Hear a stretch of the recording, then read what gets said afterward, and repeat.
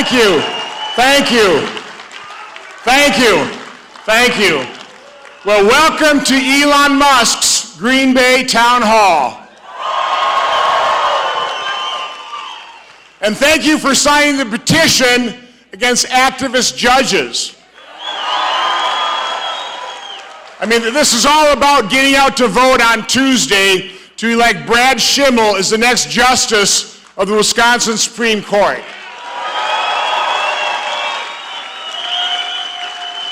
It's so crucial we do that. You know, I've been traveling around with Brad, and by the way, I don't know, and I see Governor Walker here. I know he was a tireless campaigner. I don't know of any candidate that I've seen in my years now in the business campaign more tirelessly than Brad Schimel. He's just been phenomenal. And you know, he's not doing it for himself. He's doing it to save the court, to save Wisconsin, to save America. Let's be honest. So I'm traveling around the bus with him the last couple of days, and then we do what they call press gaggles, and we go up and talk to the press, and every question is about Elon. Now, I don't know about you. I think what Donald Trump and Elon Musk is doing in terms of the Doge movement is brilliant. What do you guys think?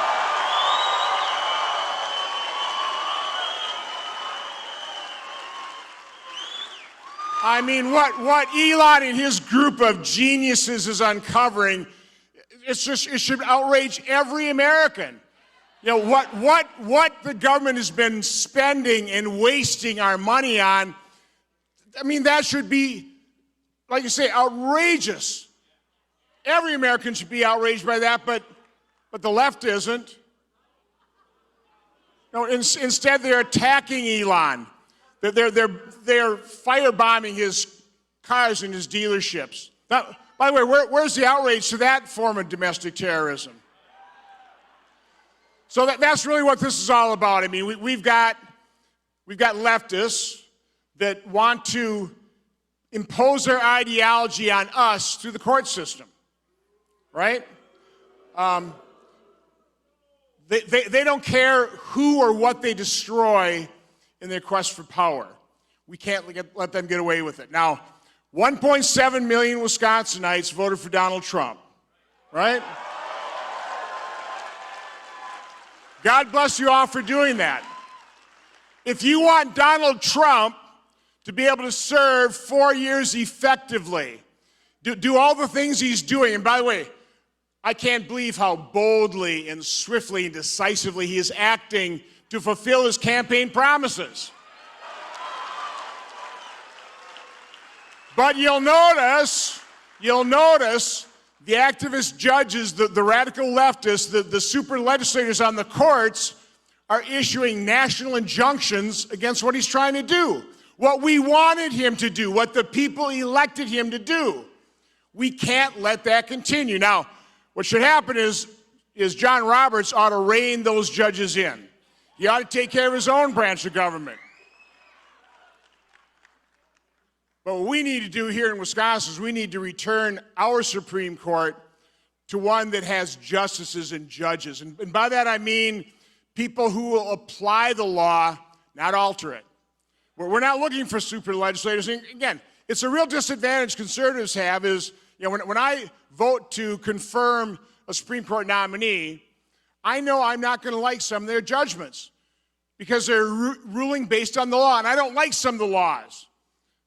The radical leftists, they know exactly what their judges are going to do, and we know exactly what Susan Crawford would do. She will overturn Act 10. Governor Walker's signature achievement saved, what, billions for Wisconsin taxpayers? She will redistrict. She'll be part of the group that will redistrict Derek Van Orden and Brian Stiles' districts. We may lose those wonderful members of Congress. We may lose a majority in the House, and I do not want to be sitting in a third impeachment trial of a president. That's what we're facing. So we cannot let that happen. And again, the good news is we've got a person of integrity. Brad Schimel is working his tail off. He will be that kind of judge that will uphold the law and return the constitutional balance to Wisconsin. and help save America. So that's what it's all about again. So every one of the 1.7 million Wisconsinites that voted for Donald Trump, you must come out and vote. If you haven't already voted, come out and vote on Tuesday. Talk to every friend and family member and neighbor that you know, every email contact, every text contact.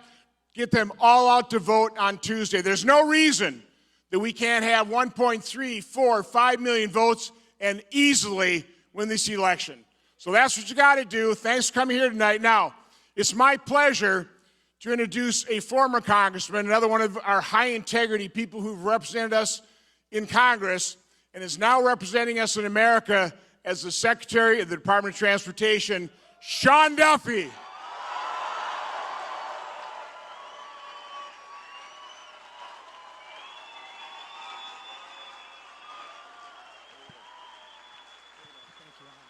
Hey, everybody. What an amazing crowd. Are we not blessed to have a senator like Ron Johnson? He's amazing. Also somewhere here, Congressman Tony Weed is in the house. Tony, where are you? Right here. Oh, Scott Walker as well in the house. Derek Van Orden, I know, is here too. Our great delegation from Wisconsin. We are blessed to have fighters like that in Washington, D.C. Now, quick question for you. Is Donald Trump making America great again? Yes, he is. Now, he does have a little bit of help from a guy by the name of Elon Musk. That's true. Yeah. And I would argue he probably has one of the best cabinets ever in recent history, maybe. We're helping as well. I think all of us thought our government and the waste in our government, we thought it was bad. But after Doge's work, we can't believe how bad it is. This is horrible. So think, Stacey Abrams raises a couple $100 in her climate action fund, and then Joe Biden gives her $2 billion for her climate fund. Elon Musk found that there are 7 million Social Security folks on the rolls that are over 120 years old. Unbelievable. And I love what Doge has found at USAID. $1.5 million to advance DEI in Serbia. $2.5 million for EVs in Vietnam. $32,000 for transgender comic books in Peru. $2 million sex changes and LGBTQ activism in Guatemala. Your hard-earned tax money going to garbage like that. And so I never thought the left could get more crazy than they actually have become, but before this last election, they all wanted us to drive an EV. They wanted to force us into an EV. After the election, they're burning EVs. How crazy is that? And so I look at this and think, are you all sick of winning? No. If you're not sick of winning, let's not stop winning. And if you don't want to stop winning, this Tuesday is how you do it. This election couldn't be more important. The country is watching what's going to happen in Wisconsin because you have a radical leftist judge who wants to get rid of school choice. She wants to get rid of voter ID. She wants to redraw congressional lines. She doesn't like parental rights. She wants to obstruct Donald Trump's agenda. She's soft on crime. She doesn't believe in bail. And she believes that criminals are more important than victims. Unacceptable in this great state. And we have Brad Schimel, who believes that the law should treat everyone the same. Whether you're a Republican or a Democrat, he's a fair man who's going to impose the law in a way that treats everyone equally. which is what we want as conservatives. And so what you all can do,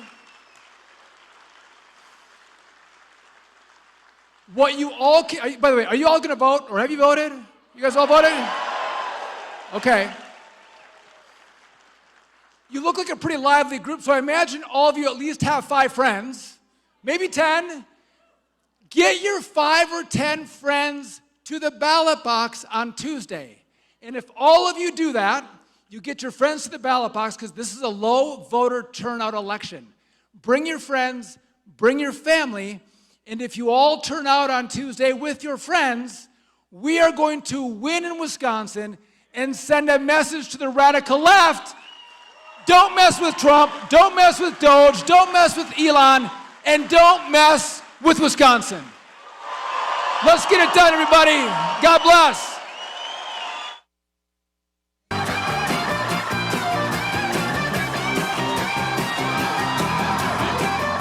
Everybody.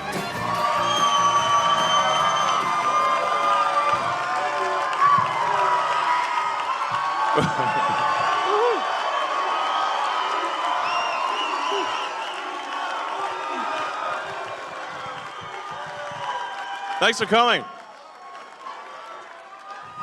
What do you think of my hat? All right, I'm gonna sign the hat and I'm gonna throw it out.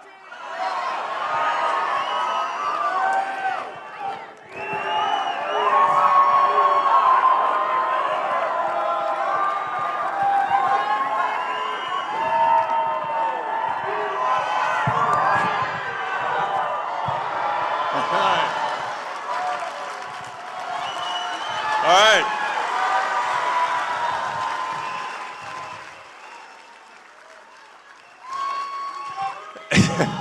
All right, I love you guys too.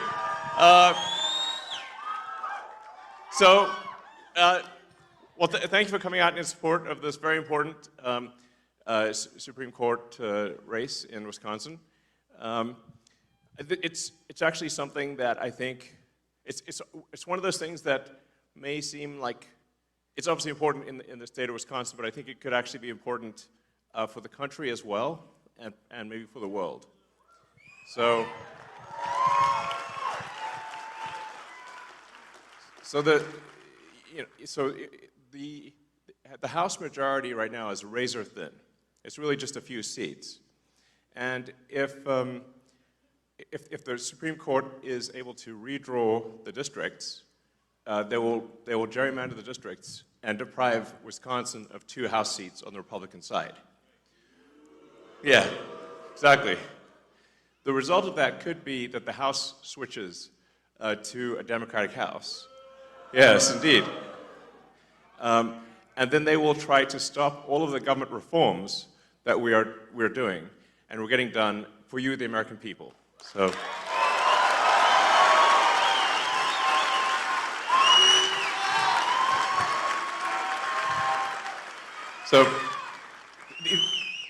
the reforms that we're getting done in DC, thanks to President Trump and his great team, are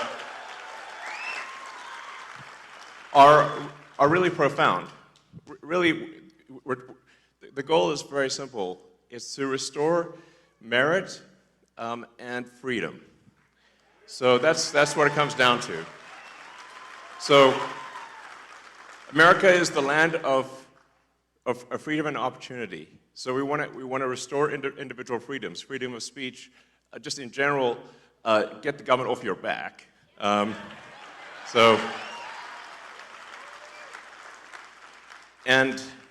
then make sure that you succeed in the United States as a function of your hard work and your talent, and nothing else.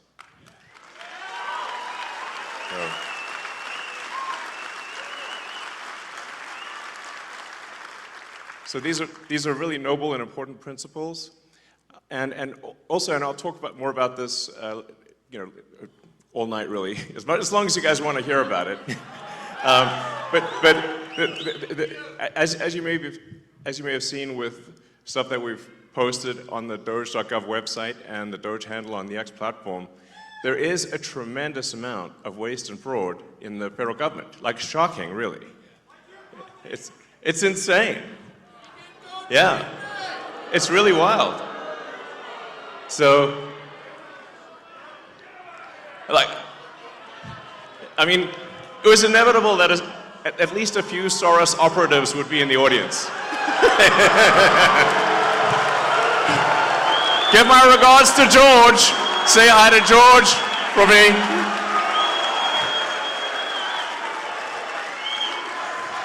USA, USA, USA, USA. Yep.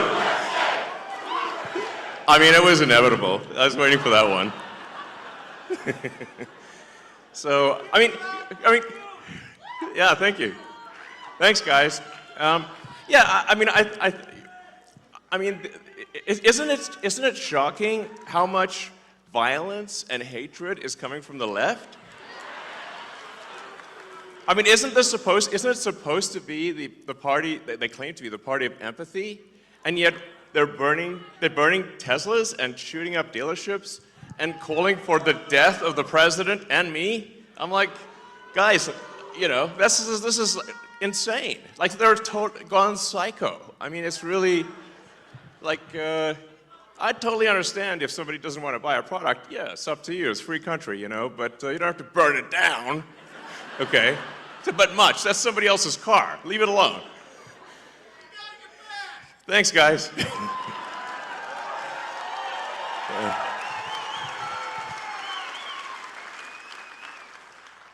Yeah, so, man, the derangement level on the left is just like, it's blown my mind, frankly. I mean, I'm like, what is going on? They've just lost it next level. I'm like, it's like, whoa. And I sort of wonder what's, you know, the legacy media is in part to blame for this, and maybe primarily to blame for this, because, you know, it's really terrible. It's like, if they keep calling, you know, they've obviously called President Trump every name in the book. You know, I think there was one article that called the president worse than Hitler, Mussolini, and Stalin combined. I'm like, actually, President Trump's not killed anyone. In fact, he's very good at stopping wars, not starting them.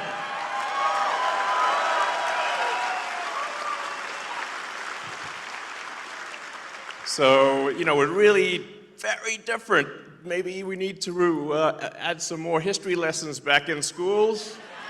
Because I don't know if people understand, you know, what the difference. Do they know what Hitler, Mussolini, and Stalin did? It seems they don't. I mean, it's just indicative of the poor quality of education pushed by the National Department of Education. So, you know, that's why we want to restore freedom to the states, let the states decide on the educational agenda and not have something pushed by a bunch of neo-Marxists in DC. So,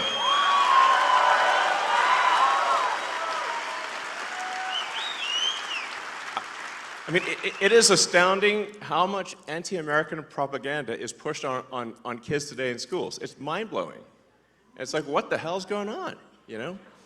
So, anyway, but on a more positive note, we have this petition, you know, sort of against activist judges, because judges should be simply interpreting the law, not making the law.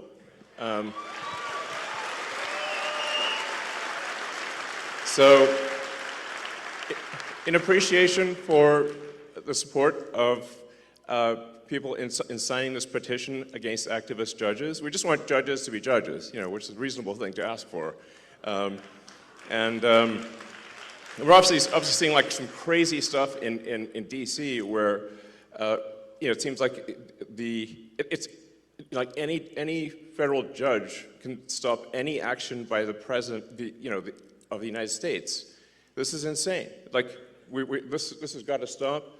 It's got to stop at the federal level and at the state level. But let me first hand out 2 $1 million checks in appreciation.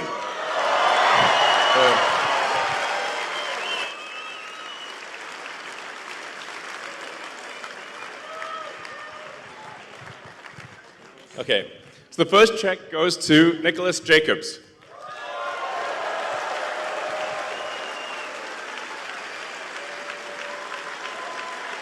All right.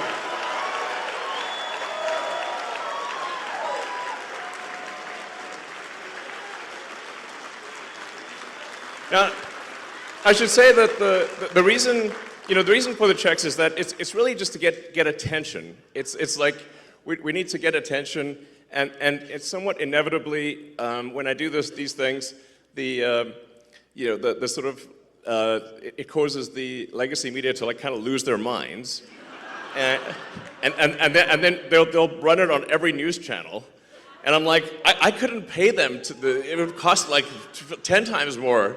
Or, it's to get the kind of coverage that we get. So, all right.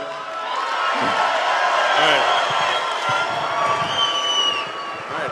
Thank you so much. You're welcome.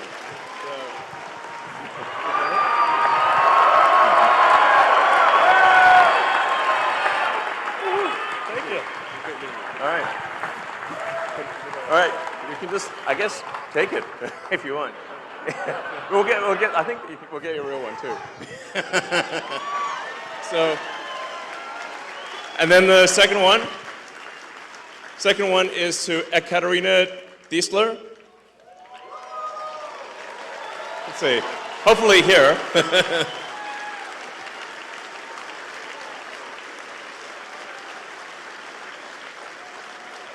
So. Well, and like I said, this is just helpful for getting attention, and then like it's kind of fun to see the legacy media lose their minds over it too. So, love you too. So, yeah. So, let's see. Hello. Thank you. Congratulations. Thank you. All right.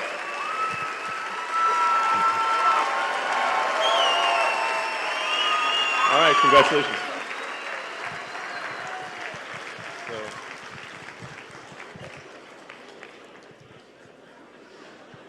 All right, so we're also going to be announcing, we are announcing now, a program, sort of a Get Out the Vote program. That's the webpage should be going live, I think around now, which is at the America PAC website, or just go to the America PAC X account. And the single biggest challenge, I think, is actually just making people aware that there is this very important election. And there's both the very important election for Judge Schimel, as well as the deciding on adding voter ID to the Wisconsin Constitution, which is very, very important. So it's quite shocking that I mean, you can sort of tell where voter fraud is happening, where they ban ID, Like, why would you ban ID? Like, in New York and California, it's like illegal to show ID at an election. Well, I can't imagine why that would be the case. So two really important things is really just ensure judicial integrity on Tuesday, and then the voter ID thing, and it's April Fool's Day, and it's like I think most people aren't aware, like I said, most people aren't aware that there is this important election. Most people don't even know that there's an election at all, or if they do, they aren't sure exactly when and where it is, and they aren't sure yet or they don't realize just how important it is. They think it's just some kind of judicial thing that's not that important, but it actually what they're doing, what's happening on Tuesday is a vote for which party controls the U.S. House of Representatives. That is why it is so significant, and whichever party controls the House, it to a significant degree controls the country, which then steers the course of Western civilization. So it's like, I feel like this is one of those things that may not seem that it's going to affect the entire destiny of humanity, but I think it will. No pressure. Yeah. So,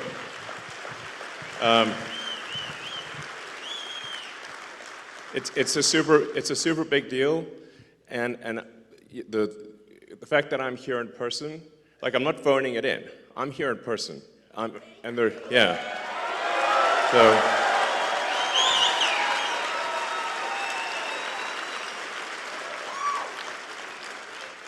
and there were quite a few death threats, I have to tell you. I was like, my security team said, well, it's actually gone down from yesterday to today. It went down from 18,000 to 17,000. So I'm like, oh, maybe it's getting better, you know? But you can see like how crazy some of these people are. You know, look at the two sort of people that tried to assassinate President Trump. You know, I mean, that was, and one, you know, they both almost succeeded.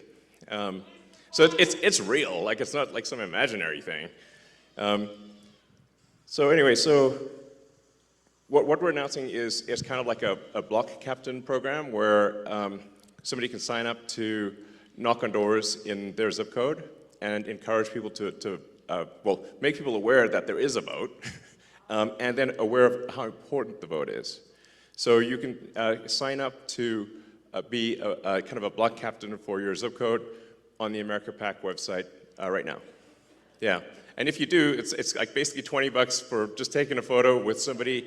It's pretty straightforward. You just knock on doors in your neighborhood, and give them either a digital or a paper, you know, picture of, you know, Justice Brad Schimel. It can be an approximation. It doesn't have to be exact, but they just have to say thumbs up and hold a picture of Judge Schimel, and that's it. And you get $20. It's pretty easy. It's easy money. So, but the whole point of it is just to make people aware of the election, and say that there is an election. It's on Tuesday, and it's super important. Please vote. So.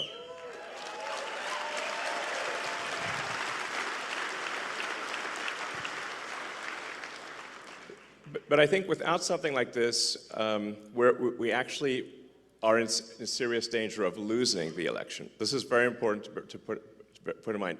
If you look at the betting market odds, so if you look at sort of the Poly market or Kalshi, like the betting markets, it varies between 85% and 90% probability of loss for Justice Schimel.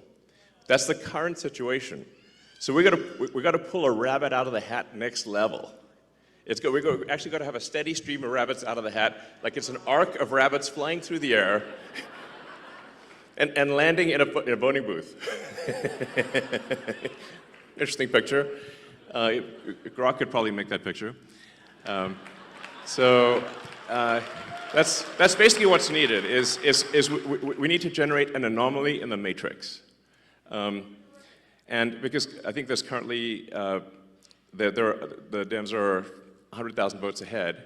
But if the people that voted for President Trump simply vote on Tuesday, we will win. That's actually all it takes.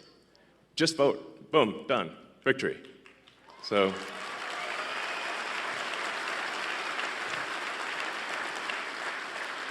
So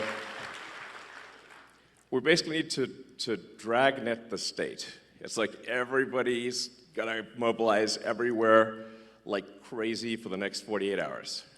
And I think this will be important for the future of civilization. It's that significant. So you don't hear me saying that very often. It's a big deal. So vote for Super Judge Schimel. I call him Super Judge Schimel. So,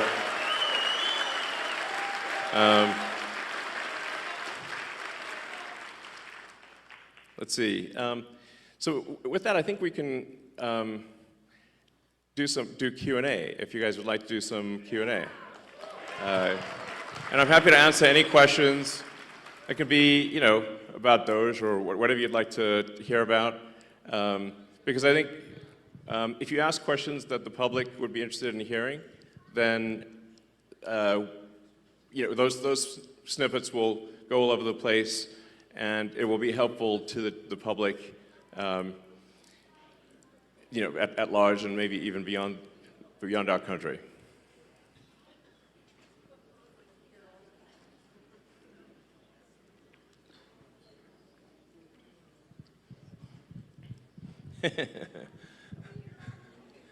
So let's see.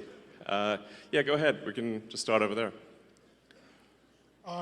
As AI continues to get smarter, won't it inevitably see through its creators' propaganda? Yeah, the question is, as AI gets smarter, will it see through its creators' propaganda? I hope so. I think you can sort of think of an AI as it is somewhat nurtured by its creator. So you have to say, what is the operating principle? What is the North Star of the AI? You know, if it's a somewhat corporate AI, it could be like it's just trying to make corporations happy, or it could be, you know, if it's particularly some of the AIs that are trained in like the city of San Francisco, it's going to have kind of a San Francisco bias to it. Because you can think of like smart people as well, like, you know, there are big differences in sort of beliefs among smart people. And so you can expect that there will be big differences in beliefs among AIs as well. With Grok, our aspiration is a maximally truth-seeking AI, which is like you always want to try to get as close to the truth as possible, even if the truth is unpopular. And that's our goal, which I think is a very important goal.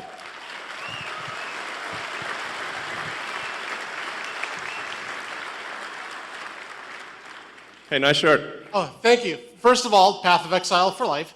But more importantly, as we see the whole world has turned to a fear-based mobilization effort. And we've seen that translate into violence. And the right's not immune to it because it can hit everybody's psychology. Sure. How do we beat that with optimism? Because that's going to be crucial to avoid mass eruption of conflict. Yeah, I mean, there does seem to be, you're right that the right is not immune from sort of hate and violence. It's not like nothing, but it does seem weirdly heavily weighted towards the left. I mean, like, I haven't seen anyone tearing off like a Biden-Harris hat. Like, we're just like, you feel a bit sorry for them, like, oh, maybe they're wrong there, you know.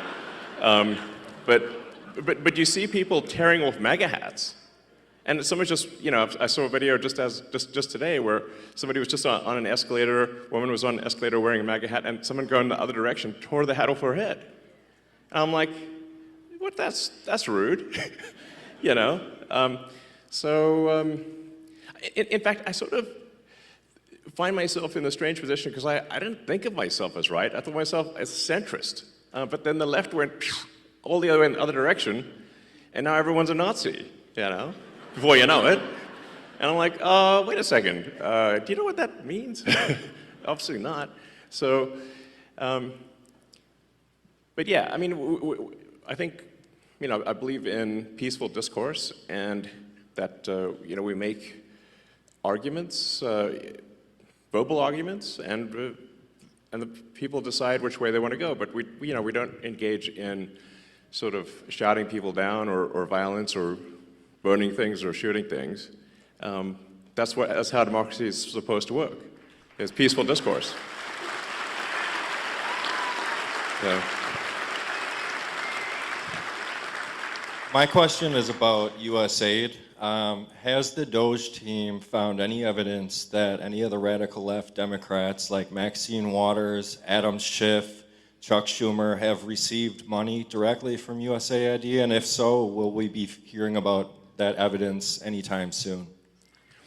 Yeah, so there is a massive amount of corruption, but it is circuitous. So what happens is there's money that, obviously it's your taxpayer money, that is then sent to various government organizations who then send it to NGOs, which an NGO is a non-governmental organization, but obviously, if it's a government-funded non-governmental organization, it's just an organization. It's just a government. And effectively, there's a giant fraud loophole, which is that the government can send money to an NGO that is then no longer governed by the laws of the United States. So they'll send the money overseas to one NGO, then they'll go through a bunch of them, and then I'm highly confident that a bunch of that money then comes back to the United States and lands in the pockets of the people you just mentioned. But it is a circuitous route. It's not like it doesn't go directly, but let's just say that there's a lot of strangely wealthy members of Congress where I just can't, I'm trying to connect the dots of how did they become rich while earning, how'd they get 20 million if they're earning 200,000 a year? It sounds, that's how did, nobody can explain that. So something's, yeah, we're going to try to figure it out and certainly stop it from happening. So.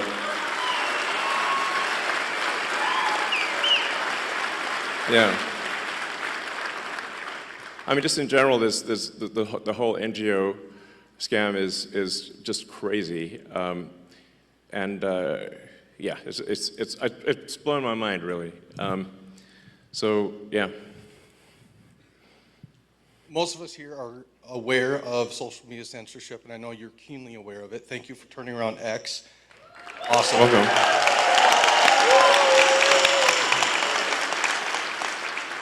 As censorship picks up in financial institutions, what can we do about that? So are you referring to offering financial services by X? No, Sorry. being kicked off of financial yeah. institutions for beliefs. Yeah. Well, certainly that won't happen during the Trump administration. Hopefully that can be enshrined in law. Which is part of the reason why we need a Republican Congress. So you didn't see any Republicans kicking Democrats out and debanking Democrats, but there were a lot of Republicans that were debanked, thousands, which is really outrageous. So that's why I say it does seem kind of one-sided, you know, this like trying to ruin people's lives and financially and violent protests overwhelmingly comes from the left these days. You know, it's like, and whereas the right is polite, you know, and fair as far as I can tell. So, yeah. Go ahead. Thank you for being here. Your comment kind of about the Matrix is kind of ironic because my husband and I watched the first Matrix and the sequel yesterday. My question is, when so much of social media nowadays, you know, whether it be X or YouTube or whatever, is kind of curated to like a person's particular beliefs, or even where we have protesters that show up to town halls or potentially are paid, how does America kind of come together? And it used to be where you could have a conversation and have discourse like you discussed, Right. And still be friends even if you disagreed with kind of some of their statements. When you talk about knocking on doors, like to different people's house, like one kind of fear that I have is like, even if you talk to somebody, everybody has their own sets of beliefs and their own truths. So I guess how do you get through that? Yeah, well, I think what we saw there for quite a while was that all of the legacy media and all of the new social media were in lockstep together. And they were all parroting the same left-wing talking points. And they were suppressing any dissent and any so-called right-wing or frankly even centrist views. And with that's why I felt it was critical to acquire Twitter, now X, in order to enable that dialogue. So it's certainly a step in the right direction, and I think you've seen now, once X was willing to break ranks and not censor Republicans, then you saw others also start to move in that direction.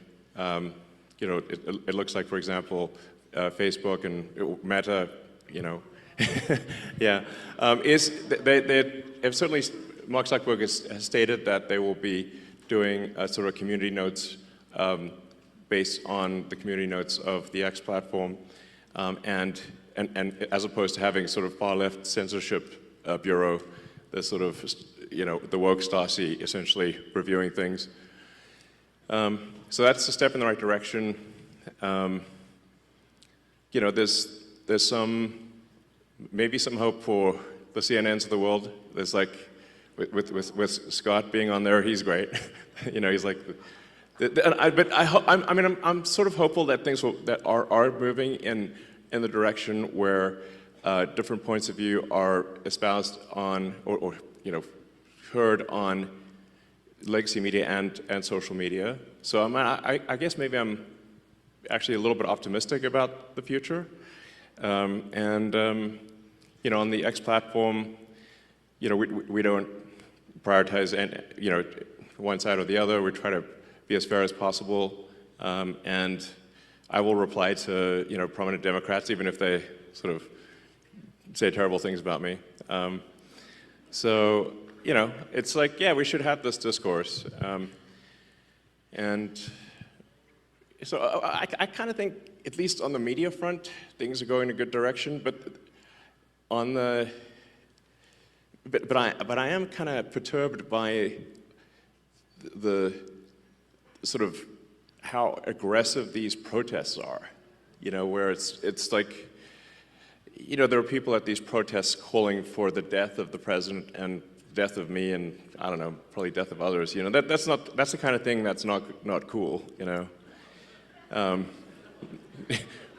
the risk of saying something outrageous, calling for murder is not cool, you know, so.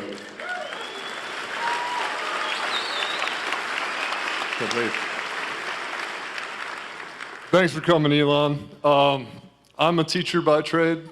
I have gone through the 4-year bachelor degree to teach the nation's youth going forward. On that, I'm kind of curious, what was that like? Like, yeah. I got an English degree, man. At the end of the day, unless you want to hire me, that's about, you know, that's about it. Sure. So during teacher college, they give us a heat map, and it says these are the cost per head on each student. The southeast is generally the worst, but they're also generally the lowest spent per capita on each student. Beyond just that correlation of the one text I got in an education class, I wonder, with your investments in Khan Academy, with the advancement of AI educational tools where specifically you can get feedback and these students can get feedback. Yeah, absolutely. Where do we see 100 years from now? With all 100 years from now? How about 50? I hope we last 100 years. That'd be like jackpot. You know? Yeah, exactly. Hopefully we were like on Mars, you know? So that would be really cool. So I do think AI can be incredibly helpful in teaching because you can essentially set up each kid with like a personalized AI, and that AI can then answer questions for each kid, and that actually can be very profound in learning, because obviously if you've got a classroom of say 25, 30 kids, you can't like spend, it's literally impossible to spend time with every kid individually. Or at least you can spend a little bit of time, but not, obviously it's a 1 to 20, 1 to 30 ratio. So, but what you can do is you can set them up with the AI, and then you can, you know, if things get stuck or whatever, if you want to, you can essentially guide the orchestra that way, and I think it could be a very powerful learning tool. You know, I personally enjoyed my English classes in high school, actually. You know, sometimes I wondered, why am I reading Charles Dickens? But you know, there's some merit to reading Dickens and many of the. I actually think that we should have a great canon of English literature, that kids do at least, you know, some number of the significant works in the English language. So.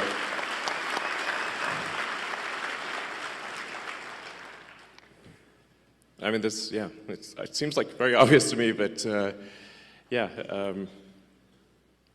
And another thing with regard to teaching is that I think teaching is a very important profession. If you look at the expenditures, there's a very big rise in the number of administrators, but not a very big rise in the number of teachers. And so that's really the big factor, which is we should have more actual teachers, I believe in paying teachers well and having a lot of teachers, but we should say, why do we have so many administrators or non-teachers? So administrative expense has gone ballistic, but teaching expense is more or less flat. Doesn't make sense. So. First, I would like to apologize to you on behalf of America for the idiots you have to deal with for what you're doing for us to improve our country. Second of all, my question is, what is your opinion on the Federal Reserve, and do you have any intentions of doing anything with them? And the Fed!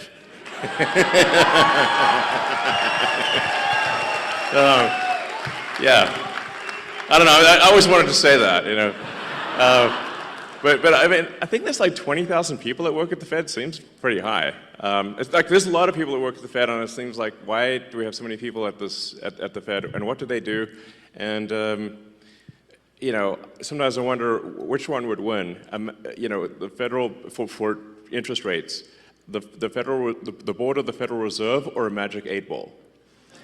And I'm like, I think the magic 8-ball might win. So then I'm like, well, Magic 8 Ball is a lot cheaper. It's like you shake it, it says, check back again later. I'm like, okay. Same thing. But I think what really matters is that government spending is not far in excess of government revenue. That's a fundamental issue that we have, where we have a deficit of $2 trillion, and we have interest payments that now exceed the entire budget of the military. In fact, that was a big wake-up call for me, was when the amount of money that we pay in national debt interest exceeded the Defense Department budget. I'm like, the Defense Department budget is very big, and interest is higher than that and climbing. That's a disaster. So the very simple, straightforward goal of the Doge team is to get rid of waste and fraud. It's mostly waste. Or depending on how, I'd say it's probably 80% waste, 20% fraud, something like that. But it's $1 trillion, so that's still a lot. And it's gotta be.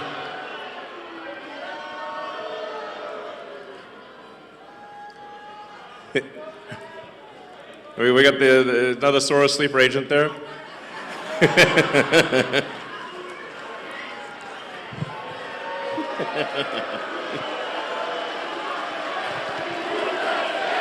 USA, USA, USA, USA.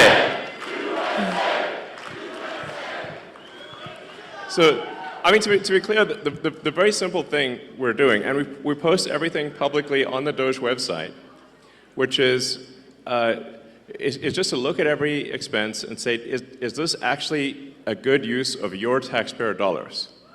That's it. It's not super complicated. And the thing that's pretty wild, this is why I say, I used to be a Democrat, and so and if you listen to the speeches of Clinton and Gore in the 90s, when they were going on about reducing waste and fraud, literally you wouldn't be able to tell the difference if, who said it, Doge or Clinton Gore. You can't even tell the difference. Sounds exactly the same. It's wild. So we're really just trying to restore common sense to government and say, let's not waste your money, and let's make sure it's spent well, and that's it. And in trying to save $1 trillion of expenditures, what we're saying is, of the $7 trillion in government spending, let's see if we can make it 15% more efficient. And I'm confident that we can. That's actually not a huge bar, by the way. So,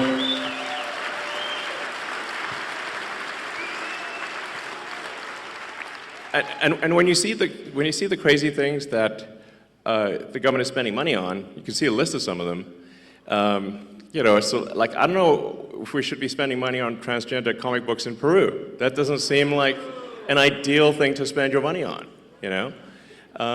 Why would we do that?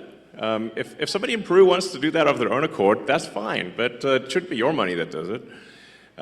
So it just, and you know, we shouldn't be paying rent on empty buildings. You know, if people, I do think there is a role for government, but we just need to make sure, we're just going through and saying, and doing what I would call like an excellent and necessary and reasonably trusted review of organizations and personnel. So is this person doing a good job? Great. Is the role necessary? If so, that's good. And are they reasonably trusted, meaning they're not a psycho? Like, we're not talking about like political affiliation, just that they're not crazy. So, you know, what's wrong with that? I'm like, sounds super normal to me. So that's it. Now, in this process, one of the things that we've discovered, which is, I think, on the fraud side, which is a really big deal, is that the Democrat administration, the Biden administration, has basically taken every arm of the U.S. government and bent it towards creating a financial incentive for illegal immigrants to come to the United States. Now, this is every part of the government. So like Social Security, Medicaid, unemployment insurance, disability, even the IRS. So you can like fill out a fake tax return and say you need a tax, maybe I shouldn't tell people this, but it'll actually work. I mean, mostly, there's some chance you'll get caught, but if you fill out a fake tax return, you can just get a tax refund even though if you didn't pay taxes. So we're trying to stop all these things, to say like, okay, well, let's stop the waste and fraud, and we also need to turn off the massive financial incentive for illegals to come to the United States and stay in the United States. And this is really the thing that is causing the Democrats to lose their mind. You know, because they're actually spending, at this point, tens of billions to attract and retain illegals in the United States. It's really on that scale. It's a gigantic number. And the goal is to turn all the swing states blue. That means Wisconsin. So that's the goal. So with the asylum program, if they can get a green card within a year, and then they can get citizenship as quickly as 4 years after getting a green card. Because the first year of being an asylum counts for the 5-year citizenship waiting period. So this is a very big deal. So a number of friends of mine have actually joined the government and in order to help with this process. And I'd like to welcome my friend Antonio Gracias to the stage.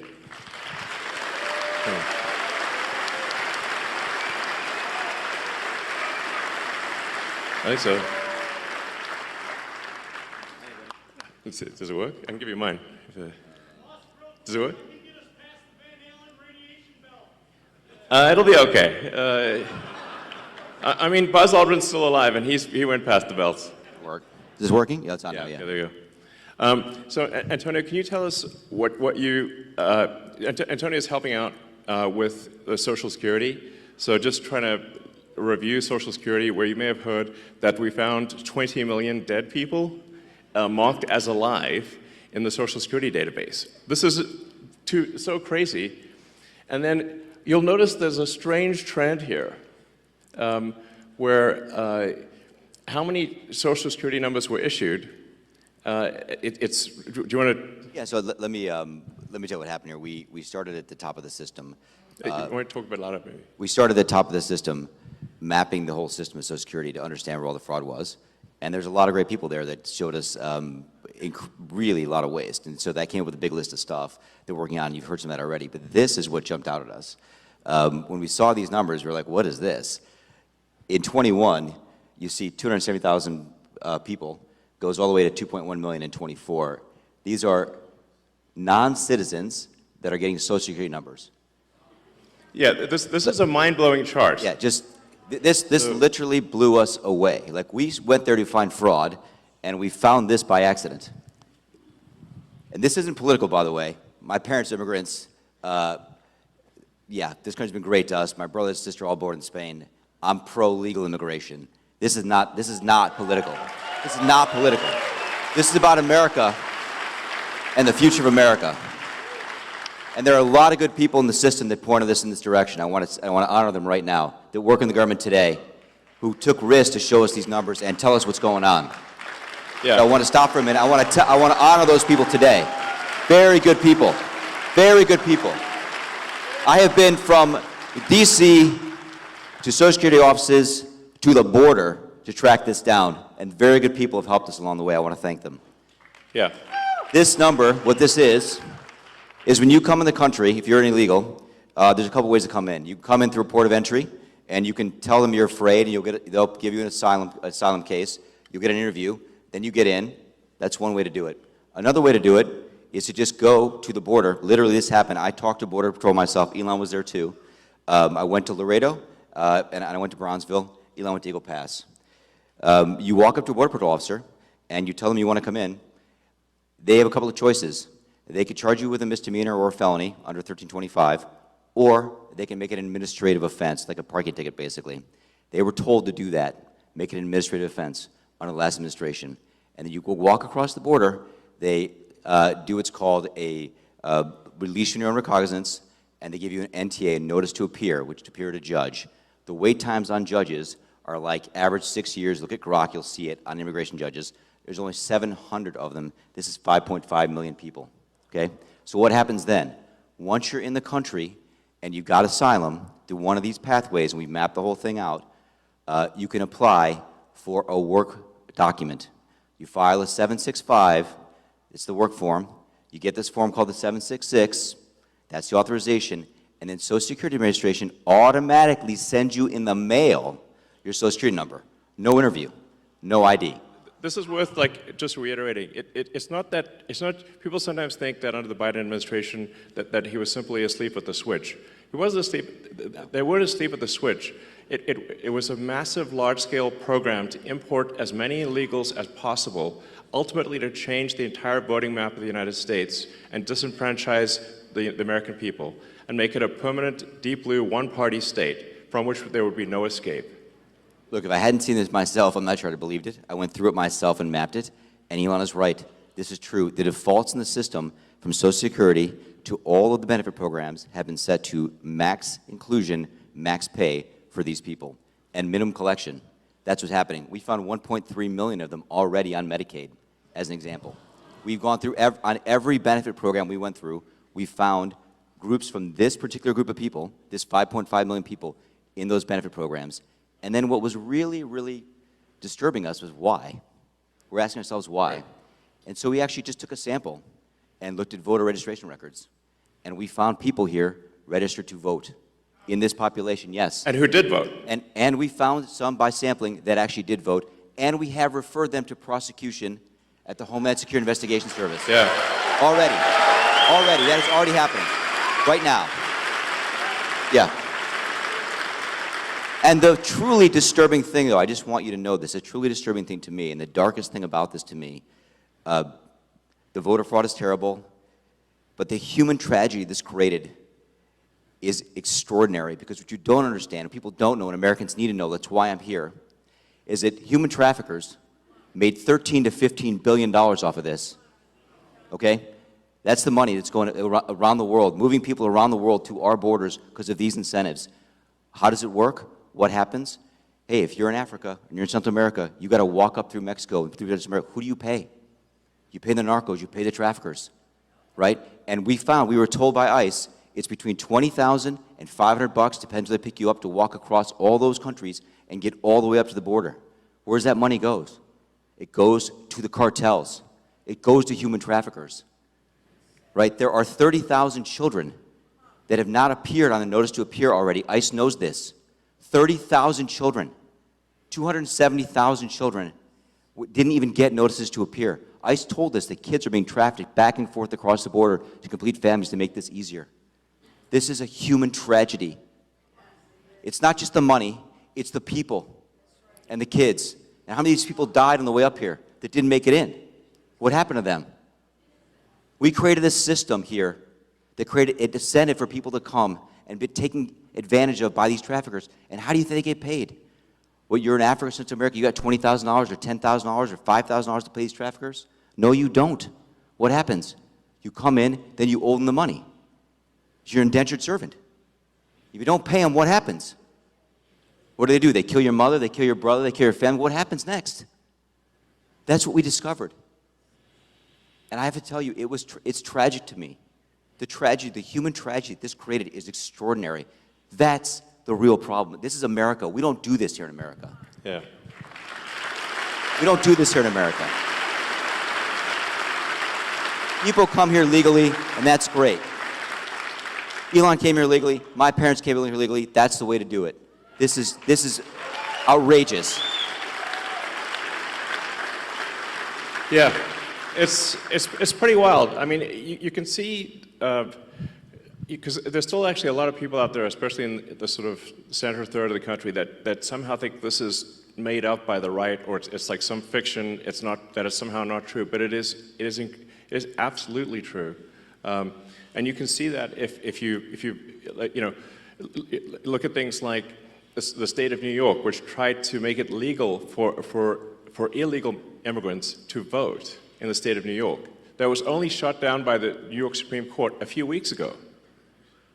And California has made it health care available to all illegals in the state. And they initially claimed that it would only cost $3 billion. It's now $9 billion and climbing. So it's really, if you create a massive financial incentive for people to come to the United States illegally, then that's what they will do.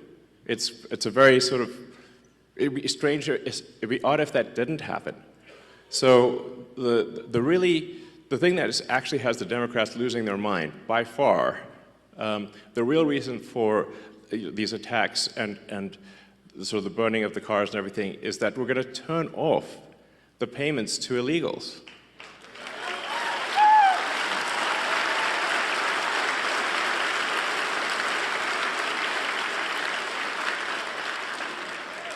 Because, yeah, I mean, because that's not the deal. You know, it's simply not right. You know, if you look at that thing with the Roosevelt Hotel and the luxury hotels in New York, where the Federal Emergency Management Agency funds were being used to house illegals in luxury hotels in New York that the average American can't afford. And they were giving a welcome package and $10,000 debit cards and everything else. Like, it's super real. I mean, it's like, I think it's the biggest voter fraud thing in history by far. And moreover, if left unchecked, it would have succeeded. As Antonio mentioned, the time frame for going from asylum to citizen is roughly 5 years. Yep. And so all of the people that came in on that chart that you saw, if the machine behind the Kamala puppet had won, then, you know, they change out the puppet, but it's the same machine. Then they would have actually legalized all those people, and there would be no swing states. And they added more. Remember, it was doubling every year. Yes. It went from 1 million to 2 It was million. going ballistic. Going ballistic. And it is just, these people are just entering the benefit programs now, by the way. Right. We're seeing the ramp happen too. And these are just the ones that are in the system. This doesn't count the other, 7.5, 8 million that ICE thinks are out there. Yeah. We don't know if they have numbers. The number is totally uncontrolled. The voter ID requirement in this state is super important because of this. Yes. Because the Social Security number, it's not supposed to be a federal ID number, but it basically is. That's how you access all the benefits. This is why we need voter ID, because this thing is not secure. You could walk into a Social Security office today as an adult in America, and get a Social Security number enumerated with simply answering 6 or 7 simple questions and showing some forms of ID that are not federal ID. Well, you could just actually make it up. Basically, you can show basically like a fake utility bill, or Show a medical bill and a school ID. Yeah, medical bill and a school ID, and you can get a Social Security number. Yes. And then from there you get on the voter rolls, and then Yes. basically Dem operatives will farm the vote. Yes. The problem with this obviously is that if you turn the swing states blue, then there are no swing states, and then we're in a permanent one-party system. And as soon as they win that, they'll have the House, the Senate, the presidency, they'll pack the Supreme Court, then they'll double down on the illegals, just like California. So, we've already seen this happen in California. California is supermajority Dem. So, but at least California is held back by the fact that people can move out of state. Once you can no longer leave America, they'll be far worse than California. So the gravity of the situation is severe. Help us clean up Wisconsin border wall. Yes. Yes. Absolutely. So, I mean, it's really simple stuff. Just having photo ID to vote is like you can't buy something at the liquor store, but voting is more important than buying a beer. So You're gonna need a real ID to get on an airplane. you can't book the fly domestic flights. anywhere. Yeah, I mean, and the same people who are saying that there should be no voter ID at voting stations demanded vaccine ID from everyone. Yeah. I'm like, that's weird,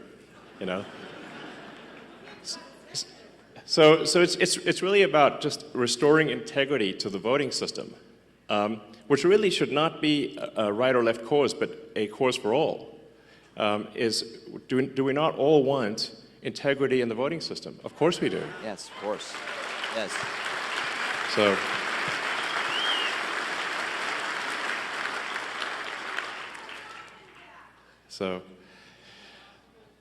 Well, you're welcome to hang out and see. Maybe there's some questions people. Let's see. We'll go. Hi, Elon. I also am a teacher. I was a teacher in Colorado for 8 years, high school Spanish. But I moved here last year and got to vote in Wisconsin, where my vote actually mattered, and I'm so glad. That was amazing that we got Trump elected. Yeah.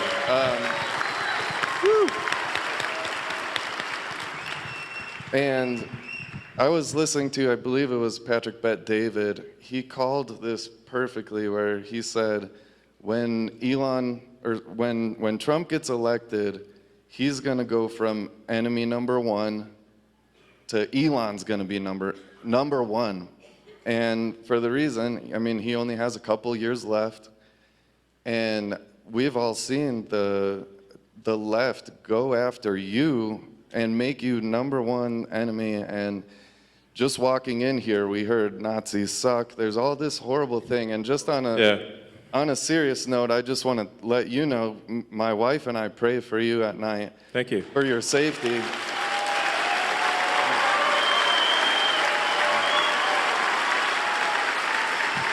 And Thanks, guys. yeah. Thank you. I gotta watch my hand gestures these days, Yeah. But I think this one's safe, It's like can't wave to the crowd. You don't know what'll happen. And I've been a fan of yours for like a decade, and I've been a walking Tesla ad to anybody who talks to me. Even though I never had a Tesla until I came to Wisconsin too, and it's 10 years old, but it's the best Model S I've ever had. Thank you. It's incredible. Thank you. But I just wanted to ask you if it would be okay. I brought my dad with me. He's a pastor, and I just thought if it's okay with you, I would love for him to say a prayer for you as well, for your protection. Sure. Thank you.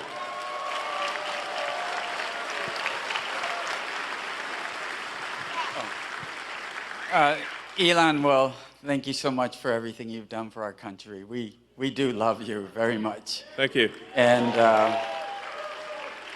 as a pastor, but just as a person, right? And even if I wasn't a Christian, and I know not everyone here is a Christian, but I think there's quite a few of you here and who are. Either way, we love all people. That's not the issue. The issue is fairness, what you're talking about. The issue being just, and the justice being a weapon instead of lawfare, instead of actually just, and all this corruption you're talking about. And that's a bad spirit, if you want to say it that way, putting it nicely. It's something evil that has come against our country, our morals, our families, etc. And then you and the president and others getting attacked with this outrage and this hate. So if you would, allow me to pray. Thank you. You'd all who want to, please join me, bow our heads and pray. Gracious Heavenly Father, we are thankful for our country. We are thankful that God does bless America and that God is the source of all goodness, love, and provision, and that you, Lord God, have provided a great nation with a great history. And although we've gone through many rough times, you're still very present and active with us. Thank you for protecting President Trump from that fatal attack.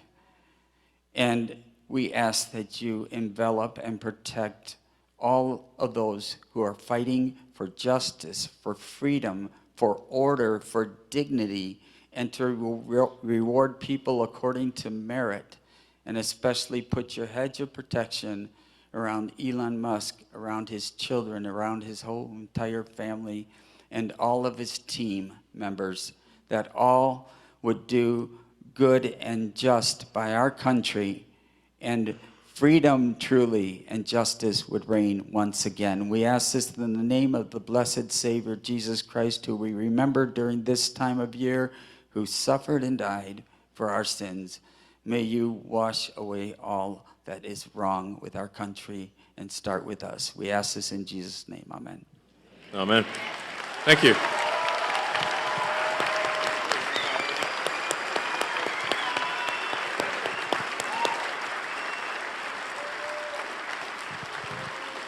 Thank you very much. Thank you. Sorry? Up to you. You can hang out if you want.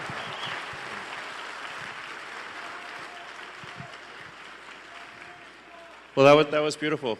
That was beautiful. It's, I think we're going to need divine protection, frankly.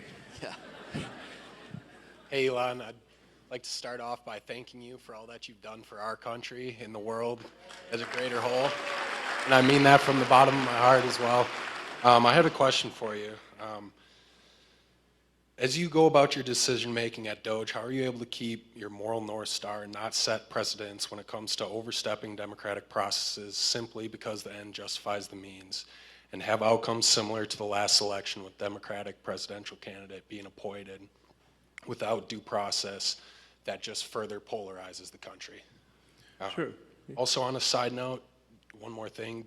Do you see a place in the long term for decentralized technology in society and government? Yeah, I mean, to answer the second question first, I think generally it's good to have decentralized systems because the more centralized something is, the more power that is in any one single entity, the more corruption you're likely to have. So decentralization, I think, is good to minimize corruption. Then with respect to Doge, I mean, as I said,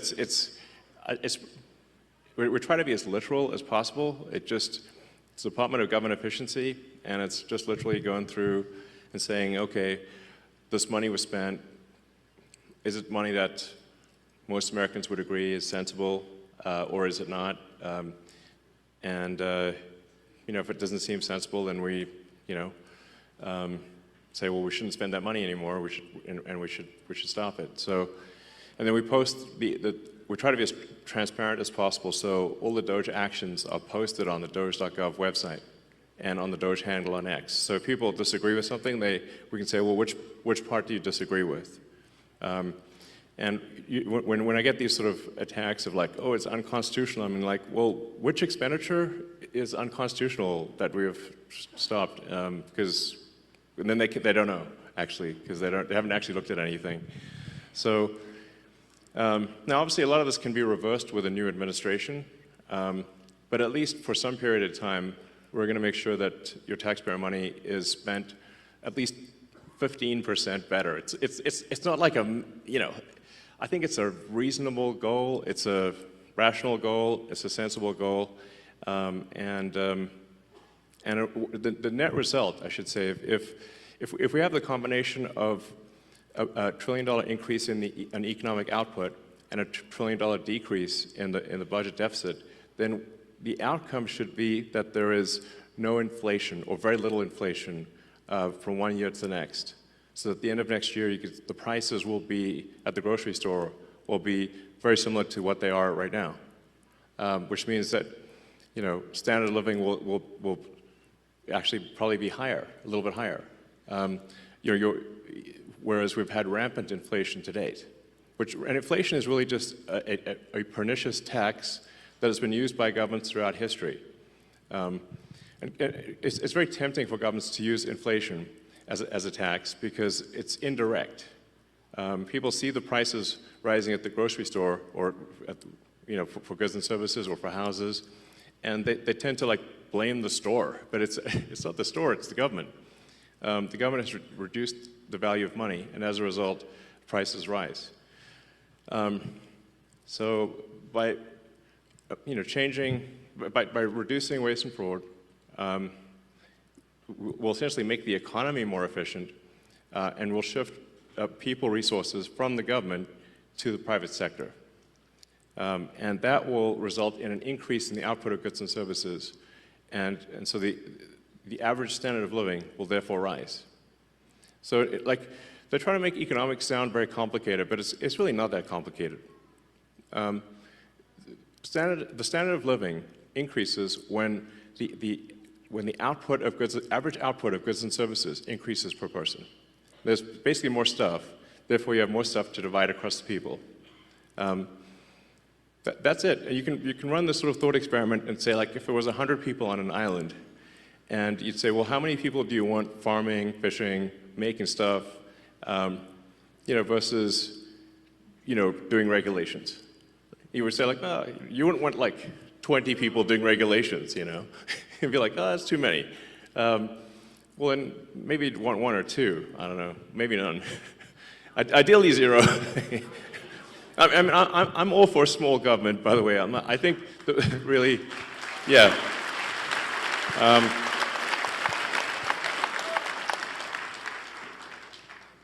When the United States was formed, there were only, you had the Secretary of State, the Secretary of War, which I think is a more accurate name than defense, but it was Secretary of War for a long time. And you had the Secretary of the Treasury, and you had the Attorney General. That was it. And if it were entirely up to me, I'd be like, let's make it like that again. Yeah. Howdy, gentlemen. I've got a quick question regarding government and transparency. Do you think Dogecoin may ever be used, or the Dogecoin blockchain to be used for maximum transparency? Well, the names are similar, but they're doing two very different things. In fact, I was going to call it the Government Efficiency Commission, but that's a super boring name. And then the internet said, no, it needs to be called the Department of Government Efficiency. I was like, well, the internet is right. So we changed the name from Government Efficiency Commission to Department of Government Efficiency. But there are no plans for the government to use Dogecoin or anything, as far as I know. So that they happen to be similar names, but really we're just literally trying to make the government 15% more efficient. It's kind of like most of the work that's being done it's kind of like homework. It's not like it's just work, frankly, it's like washing the dishes. It's not like, it's a lot of it's not super fun work. It's just, going through and looking at every expense and saying, why does this department have 10 times more software licenses than people? That doesn't make sense. Why is the government spending $10 million a year on Politico subscriptions? That doesn't make sense. There's just one thing after another like that. It's things that are just kind of boring. So it's like a ton of boring stuff. You do hear about the sort of weird stuff that makes the headlines, but most of the costs that are being cut are just very basic, boring things. It's like homework at scale is what I'd call the Department of Government Efficiency. Elon, can I add something to this? Yeah, I think please. this Yeah. question about transparency. I'm really selling it here. Yeah, no. I would say the principles that Elon has set out for Doge they begin with truth. Truth. Find the truth. Number one, find the truth. Why? Because the government's gotten so big that actually the people don't even know what's there. They don't know the source of truth. So these licenses, it's not like people bought these licenses because they're bad people and they wanted to pay Microsoft. They just kept buying licenses because Microsoft kept selling them to them. I mean, it's that strange. And we don't want to pick on Microsoft. It's like every software company, by the way. Any software company. Pick software company X. They bought these licenses because they just thought they should buy more licenses. More people coming in and there's no one there. People aren't coming back to the office, right? It's just finding truth. The number one principle is truth, and then transparency is number 2, I think, on the list, right? So find the truth, make it public, make it transparent. And number 3 is, man, do it fast, make it efficient, and be urgent. Yeah. Those are the principles that Elon's put in the Doge. Yeah, it's worth pointing out, it's actually difficult you have to recalibrate how dumb things can be because it's the government. You know, frankly, it's like dumber than you think it could possibly be.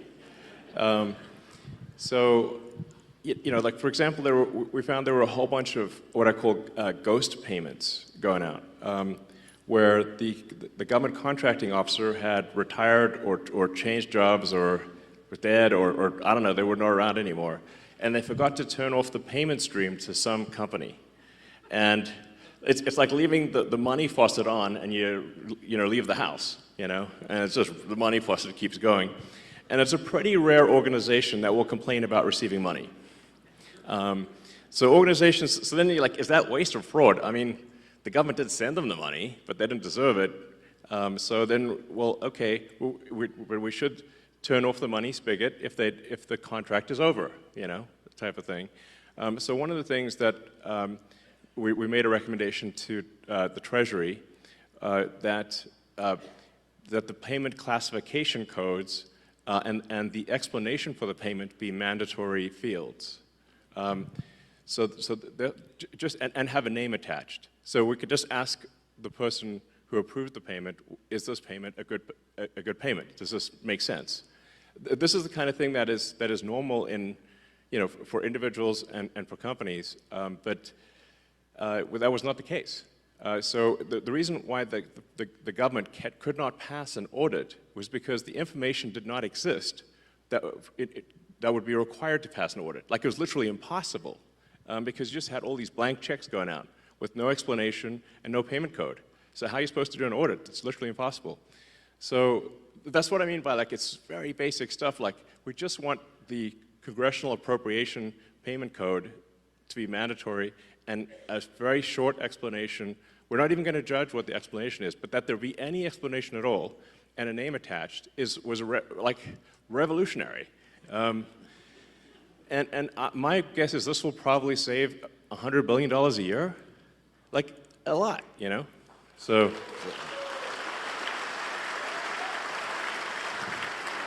Maybe I could tell a little story from Social Security Administration that people might like to hear too, which is at Social Security Administration, they have passed their audit actually. They've got, I don't know, about 100 material deficiencies, but they passed their audit. When we looked at the balance sheet, we found that $800 million had fallen off the balance sheet last year. $800 million. What do you mean it fell off the balance sheet? It's exactly the question I asked, Elon, thank you. Where did it fall to? Exactly, where did it fall to? So I asked the auditors to come in. It's like a comedy sketch, you know, Exactly, comedy routine here. Where did it go? Exactly. But wait, where did it go? Exactly. So here's what happened. I asked the auditors to come in. I won't give the name of the auditors. Come on in.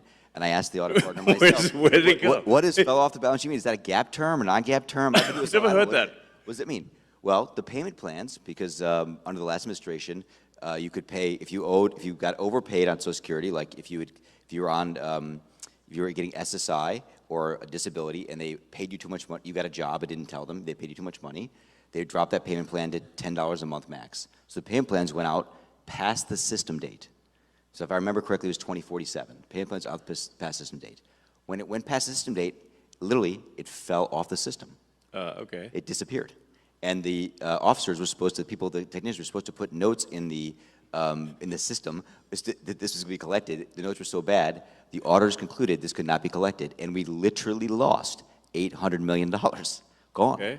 And I said to the auditor, how could that possibly be? And she said, well, you know, it's not really material. It's a $1.5 trillion program. I said, well, it's material if it's your money. Is it in the computer? It's not in the computer. It fell off the computer. Is it in Yeah. the computer, It literally like Zoolander, disappeared you from the know? computer. That's in the computer. Disappeared. $800 million just disappeared. I mean, it's crazy. So there's like, it's one like nutty thing after another like that. Yeah, it's, yeah, I mean. It's crazy. Anyway, we're just trying to basically fix the computers so that we know what the heck's going on. Yeah, it's just like. Please. And you know, like I said, being fully transparent with the American people, so you know exactly what's going on, and just making sure that you know, yeah. Anyway, money is not wasteful or fraudulent. You know, one interesting statistic was that 40% of the calls into Social Security were fraudulent, like meaning that it was someone trying to get a Social Security payment that was going to a senior to go to instead to go to a fraud ring. So that was almost half of the phone calls were fraudulent. Probably the other half were people asking, what happened to my Social Security? This is true, actually. You know, like, hey, where did my, this is bananas. Yeah, I mean, we found this, actually, the people there at Social Security knew this was going on, and they had been complaining about it for a long time, and no one fixed it. Because, and these were mostly criminal rings outside the country, in other places in the world that are jamming up the phone systems, calling in, using just these six simple security questions, because you can actually, this was how crazy it was, you could change your direct deposit information at Social Security by simply answering 6 questions on the phone, like your mother's maiden name, your date of birth, etc. Like stuff you can find on the internet. Easily found on the dark web. That's why it was so easy. It was a huge, huge exploitation, super open door. I mean, the bank vault was open, and the criminals ran right in and took the money, and they took it away from our seniors. Mm-hmm. Right? So what happened is, if like my dad's 84, he'd go get it, thought his check was supposed to be in the bank account, wasn't there, then he's got to go through a whole process to get the money back in the government, which takes a long time. It's the government, right? So we put in a very simple 2FA system. All this nonsense you see in the media about, we turned off the phone lines, but it's not true. All they did actually, we recommended to Social Security that they put in a very simple 2FA system, and they will... Two-factor authentication. Two-factor authentication. They same kind of thing you do at the banks. Like, pretty simple. If you have a bank account, you do this. And you know what? They did it. They said, yeah, you're right, we should do that. They went and did it. Good for them. They did it. No one had the will to do it. They did it. And they're going to keep increasing security. We've given them a lot more recommendations, and they're on the road to increase security, stop all this nonsense, so our seniors and our people that are disabled don't get stolen from. Yeah, this is really worth emphasizing, because like the radical left are saying that like somehow we're stealing Social Security. Like, first of all, I don't need the money. Okay, in fact, it's costing me a lot to be in this job. You had like Tim Walz dancing on stage showing a chart of Tesla stock, which is a really awful thing for him to do, because what they're trying to do is put massive pressure on me and Tesla, I guess, to I don't know, stop doing this. But it's my Tesla stock and the stock of everyone who holds Tesla went roughly in half. I mean, it's a big deal. So not only am I not getting I'm not getting paid. Definitely not stealing money and would never get away with it. But the value of my Tesla stock is in half. So this is a very expensive job, is what I'm saying. But I think it's you're welcome.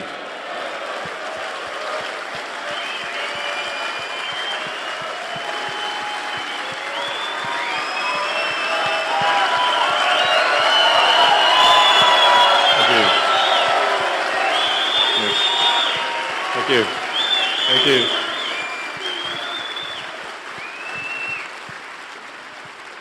Thank you very much, guys.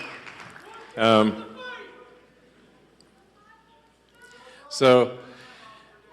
long term, I think Tesla stock's going to do fine. Maybe it's a buying opportunity. But the actual thing we're doing is making sure that people do get their Social Security and that it doesn't get stolen. So 100%. Yeah. Yeah. Sorry, go ahead. Hi, Elon. I got a question for you about Dodge. Great shirt, too. Everybody in this room has got a bunch of money sitting in a bunch of little boxes in a bunch of different states. And it turned into crickets when you brought it up online that you were going to go check our gold. And I'm worried about the Democrats and Joe Biden's last administration with the money not being there. Did you get blocked, or are you still able to go check that? Sorry, I'm not sure I understand exactly what you're referring to. Fort Knox. Oh, Fort Knox. Oh, yeah, right. Oh, yeah. Well, that's up to the president, of course. But I think it would be, I think it would be awesome to live stream Fort Knox. You know? I mean, that would be really fun. And after all, it is actually the gold of the American people.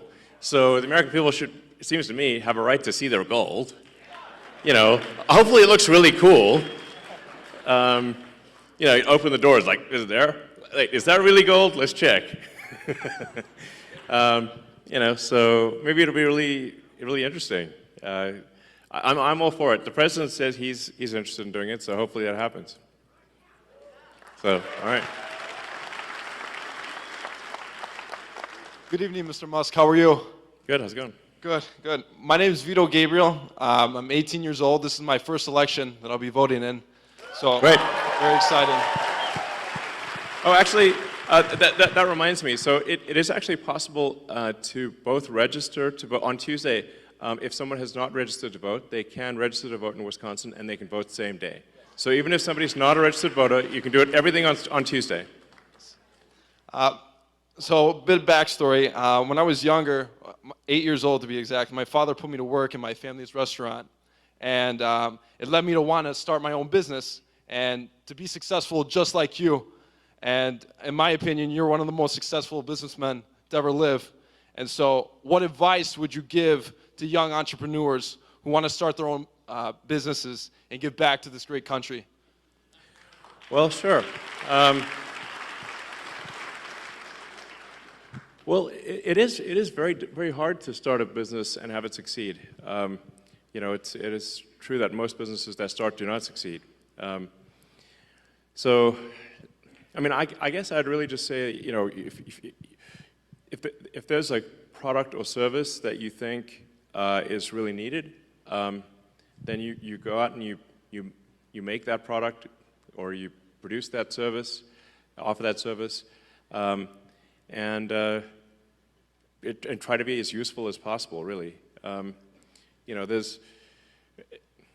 it's like whether, you know, it's a great restaurant or store or a technology company or whatever the case may be. It's really just like, are you doing things that are useful to your fellow human beings? And you know, if you are, then I think the company will be successful. So that's really what it comes down to, is just being useful. Like, people ask me, like, what's the top advice? I'm like, try to be useful. It's actually very difficult to be useful. You know, but you know, I have a lot of admiration for anyone who just does an honest day's work. You know, making products or producing services for their fellow human beings. That's what a company is. You know, that's it. So. But it is hard. I mean, to be totally frank, like I generally say, if somebody needs encouragement to start a company, I would recommend not starting a company. It's very difficult. Like, you know, if you look at, say, the automotive industry, the only two American car companies that have not gone bankrupt are Tesla and Ford. So. It's a big cemetery, is what I'm saying. So that's a tough one, you know, very tough industry. And there were really no like commercial rocket companies that were successful before SpaceX. It's generally very difficult to make the value of the output exceed the cost of the input. And that's really what defines a successful business. And profit is really the difference between the value of the output and the cost of the input. That's what profit is. But it's like shockingly hard to make the output more valuable than the input. That's what I found. Yeah, so, all right. Hi, Elon. Thank you so much for being here. Would you agree with me that the economic illiteracy in this country is staggering? That people don't understand how close we Yeah, are I would for say the that ship is of true. America to going over the fiscal cliff? Yeah. Right. Yes, most people, actually, I think most people, well, I think a lot of people don't know what a national debt is. Like, how did this national debt come about, and how come there's all this money that somehow we owe it, but we didn't sign up to owing this money? But there's, it's over $30 trillion of national debt, and that doesn't count future obligations. And that's just, then it doesn't count state and local debt. So it's a lot of, basically, it's a lot of money that the government has signed everyone in America up for. Yeah, so there's, if we don't do something about it, then eventually there won't be any money for anything. We'll just be paying interest. A company, so I should say, a country is much like a person. It's just bigger. A country is a collection of people. But just like a person can go bankrupt, a country collectively can also go de facto bankrupt, essentially by diluting the currency to where it's worthless. And that's where we're headed unless we are, take immediate and dramatic action with respect to government spending. We're in deep trouble, basically. You've seen this in places like Venezuela, Elon. Yeah, exactly. So you see it in a lot of countries where it's, I think things have gone to hell in a handbasket, and it's like we just need to not do that, So if the ship of America sinks, we all sink with it.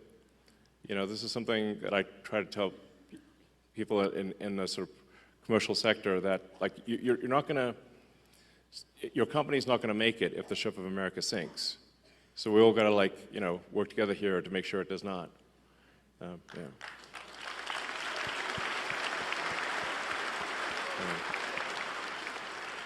Antonio, feel free to ad-lib as you wish. I know. Right. This is the only place left to go. That's great. Right, exactly. I don't think we can run off to some other country and be okay. It's America, I will die in America. I'm not going anywhere. I will too. I mean, I might go to Mars, but that will be part of America. Yeah.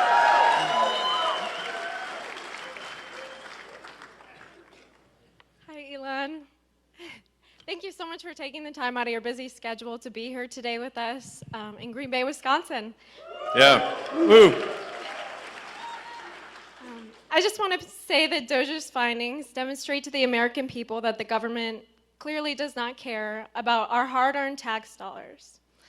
I'm only 26, but I can imagine it's frustrating for people who have worked their entire lives to see their tax dollars going to fraud, waste, and abuse. And you alone have contributed so much money to our government Yes. via taxes, so thank you. You're welcome. But I'm sorry that your money's not being spent very well. You've clearly shown your leadership and team is capable of transforming our government into something better than what we see today. I just want to say, I'm sure I'm not the only one who's wondering, but we know that Doge has found quite a bit of money, and we would like to see some of that returned to the American people. Do you have any information on when Doge checks would be written or sent out? Sure. Well, I guess we need to be successful at scale. We've made a lot of progress, but there's still a tremendous amount of work to do. Effectively, as government spending is made more efficient and spending is reduced, the tax via inflation is reduced. One way or another, you will effectively be better off if resources in the United States are not wasted. And it's somewhat up to the Congress and maybe the President to as to whether specific checks are cut. But whether a check is cut or not, if you reduce wasteful spending, the economy is going to be better off. People will do more useful jobs than before. The total output of goods and services will increase, and then the average standard of living will increase. So that's yeah.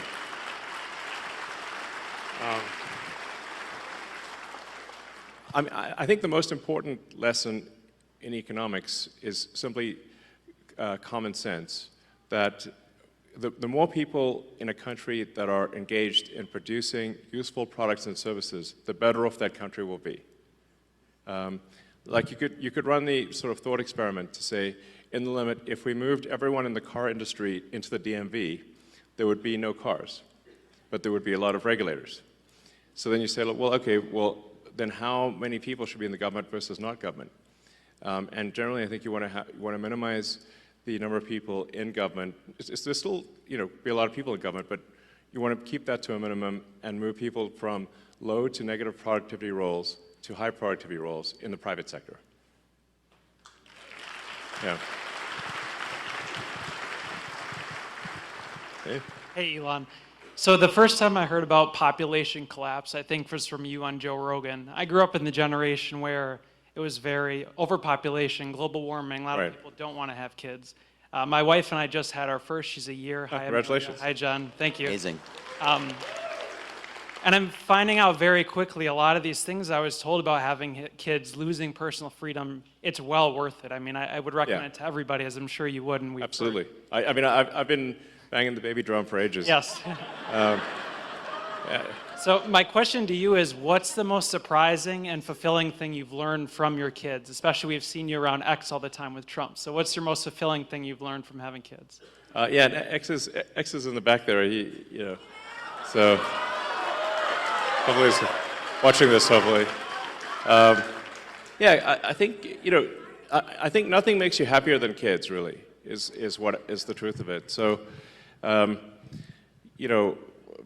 kids are my greatest source of happiness, and I really encourage, as Antonio knows, I've encouraged all my friends and everyone to have kids.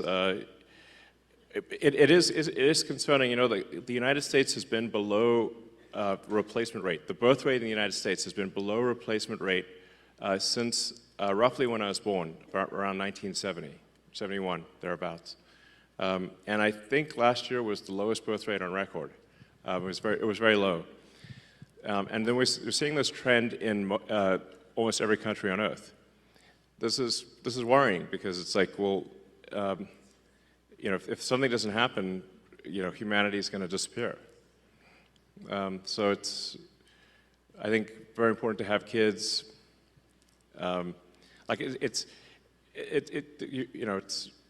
Kids will make you very happy, but there's also we got to keep humanity going here. No humans, no humanity. It's like, Elon practices what he preaches too, by the way. He's having lots of kids. Sorry? You practice what you preach, and yeah, for sure. And he tells all his friends to do it too. I can tell you that for sure. For sure. Yeah.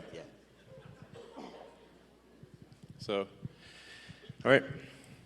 Hi, thanks for coming. My name's Adam. I'm a postal worker. I'm wondering if you could give some insight into some of the reforms or changes that DOJ might be looking at for the Postal Service. Well, actually, perhaps I can ask you what should DOJ be doing with respect to the Postal Service? I'll write you a letter. Okay. I suspect you've seen that things are not entirely perfect in the Postal Service. Yes. So, I mean, obviously, it's delivering mail and packages is very important. There's reason why the Postal Service was created. And I haven't really had a chance to look at the Postal Service yet, but okay. I have a little detail on the analysis if you want. Do you do? A little bit. Okay, sure. Yeah, I mean, I wouldn't say that, I want to be very general here, but there is this thing about, you could tell us, like, there's this thing about large volume users of Postal Service versus small volume users, right? So like some company, please. I've heard of that, yeah. Yeah, I mean, you probably see it, right? Like you see, there are some companies in the world that use the Postal Service a lot and pay the same rate as everybody in this room that uses it a little bit. Does that seem fair to you? You see it on the front line. I can't really say. Well, he can't say because he works there, you know. You work there, okay. Doesn't seem fair to me. I don't work there. Yeah. So I mean, there's a bunch of questions about this people are asking that I think are interesting in the analysis. And when you look at the source of truth and the data and you make that transparent, I think it's going to be obvious what the right answers are. Yeah, it seems like some companies are not being charged the right amount for package delivery. And there's probably more administrative overhead than there should be, would be some safe guesses, I suspect. Those are good guesses. Yeah. Good guesses. All right. Elon, how are you? Yo, good. Hey. How's it going? It's Yeah. Adam, your #1 reply guy on X. Hey. With Scott Presser. It's good to finally meet in person. Cool. So I'm glad you like a lot of my stuff. Yeah. Constantly replying to my stuff, liking my stuff, and I love to create material because I'm a former Democrat myself, just like you. Yeah. And I want to help bring over moderate voters from the Democrat Party who are disenfranchised. Yeah. And I'd love to be able to create more content to help you out, to help us win more elections, to win the midterms for 2028 and on Sounds and good. on. Would I be able to get a follow from your main because you follow me from your alt cyber gamer? Oh, I did. Okay. Yeah. At this point, yeah, sure. I'll do that. Sure. I mean, it's right now. I used to only follow maybe a few hundred accounts, and it was possible to read most of what they posted. But now I think I follow like 1,100 accounts, which makes it impossible. So like it's just like I can only see a few things that people post at random, essentially. Yeah, but I'm trying to digest as much information as my human brain can manage. But yeah, thank you for your engagement, and just in general, like trying to report on what's really happening is great. Thank you. Thank you. Mr. Musk, thank you so much for being here and bringing attention to what's going on with our Supreme Court here. It's very important, and I think it would have gotten no attention, not even half of what it's getting now, if you hadn't stepped in, for good or bad, Yeah. negative press and good press. We thank No, you for that. exactly. Totally. I mean, obviously, for any kind of special election, is going to get a small fraction of the attention of say a presidential election, and then normally an election for a judge would not be that big of a deal. It just so happens that in this case it could decide the control of the U.S. House of Representatives, which is a huge deal. Yeah. My personal experience with Judge Crawford, I am a family that she moved a pedophile right next to our home. What? Really? Yeah, it is a true story in the ads that you're hearing from Mr. Schimel. I am one of the homeowners that had to live next to him for many years, unaware. So the letter that I wrote to her, I'm sure, played into what we're experiencing now in family court. We're veterans 20 years. It just was not good for him. It was not good for me. And we're trying to work through our family court situation. But what we're realizing is the two strategies that they use are indoctrination or intimidation. And if you step up and say, we're practicing Catholic family, the result is her band of merry rogue judges and the court affiliates and the commissioners will flood the family court, have flooded the family court system. Yeah. So I guess my question would be, regardless of what happens with this very important vote, let's not forget what's happening in the family court system in Dane County, Wisconsin, that's being flooded with these rogue judges and affiliates and commissioners who then, if you don't subscribe to what they're saying, they will just wipe out your ability to raise your family or proceed with your family in a way that you feel Right. your culture dictates, your religion dictates, Sure. your financial background dictates. It has gone completely bananas. And I'm wondering what you can do to keep the light shine on our court system in Dane County. It does have a lasting effect on families, and it will breed out our ability to raise our families in the spirit in which we feel is most healthy for our young, our children, and Yeah. the sanctity of our family. Absolutely.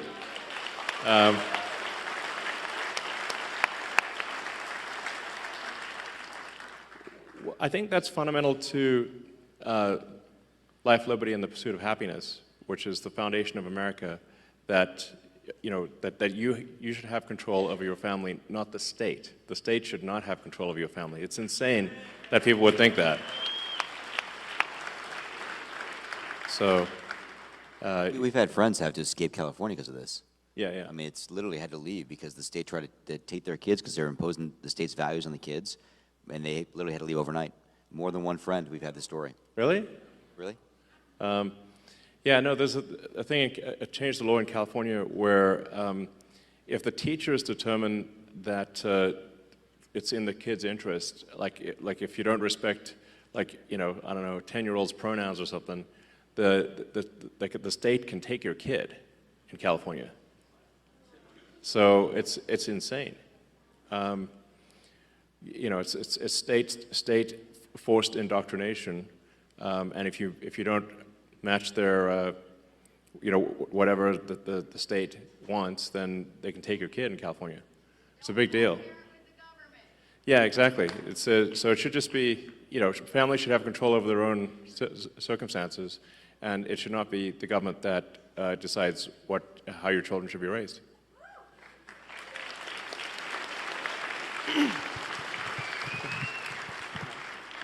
Hey, Elon. My name is Josh. There's a lot of questions, I see. There is. We were going to answer everything at this point. So, I'm sorry. Please go ahead. Sorry, go ahead. Thank you for taking the questions. Yeah. A lot of people, I agree. So I was wondering, I noticed that there was a second Mechzilla being built at the Starbase. Are we going to go for a launch for the Artemis mission coming up? I mean, that's a very sort of space question. So there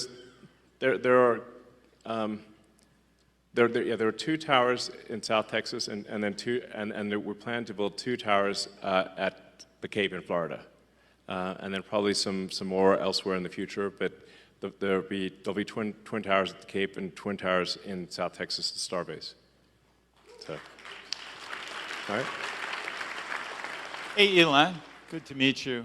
Thank you for everything you're doing for the country and the world. Yeah, thank you. I have two questions. They asked me to keep it short. Sure. Well, when do you envision solving blindness and bringing that to the masses where it'll be for everyone? And the other is, is robotaxi on schedule? Yeah. Well, there's certainly a wide range of questions tonight. Yes, so for Neuralink, we've actually had, Neuralink has had in monkeys a working device we call Blind Sight, where it's been working well and monkeys are healthy for a few years now. And we're hoping later this year to do our first device implant for a human enabling someone who is completely blind to see. It's going to be low res at first, like Atari graphics, so I want to set expectations appropriately. So it'll start off with like very low res, but then over time, I think eventually the implant would enable vision that is like superhuman. So that'd be pretty cool. And then things are currently on track to do unsupervised full self-driving in Austin in June.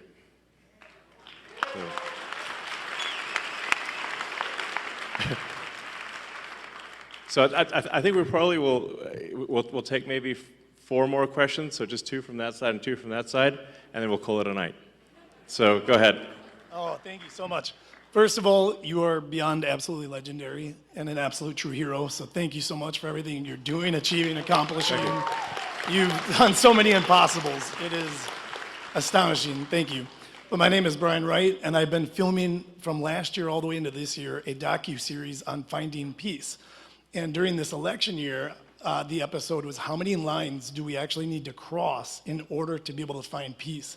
And I wanted to ask you, where do you feel like we are in this divide? Are we so far divided as to where there's no coming back to the middle, or where do you see us being?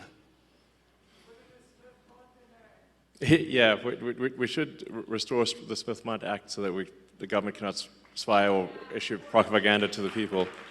I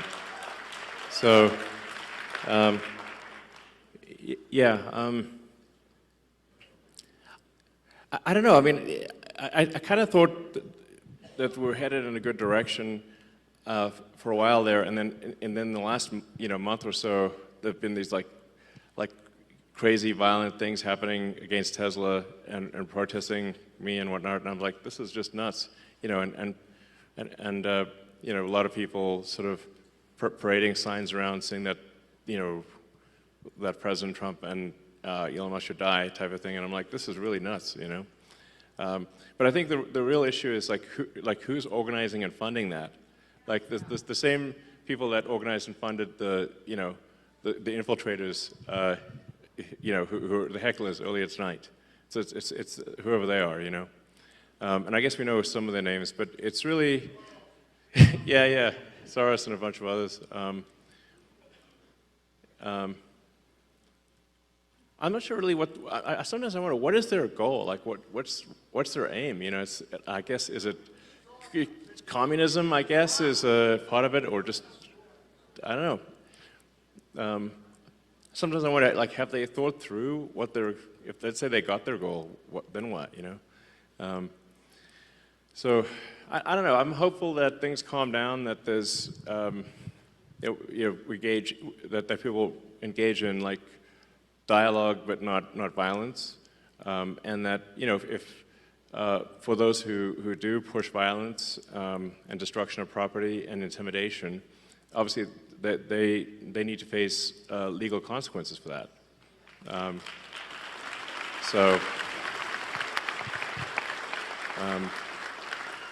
the president has said that needs to happen. Obviously, if people are pushing violence and destruction of property, that is against the law, and they need to face the consequences of that. So, thank you.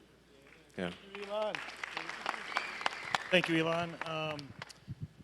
I constantly hear that the DOGE efforts are going to do things like take away Social Security payments and reduce other government payments like that. You've touched on it tonight, but yeah.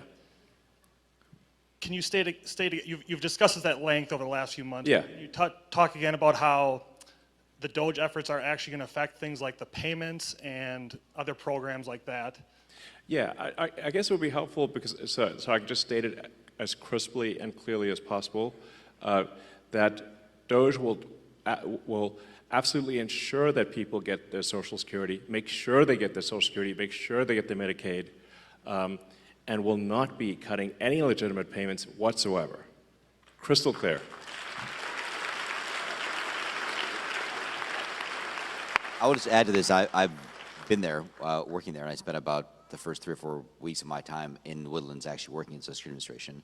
100% what Elon is saying is true.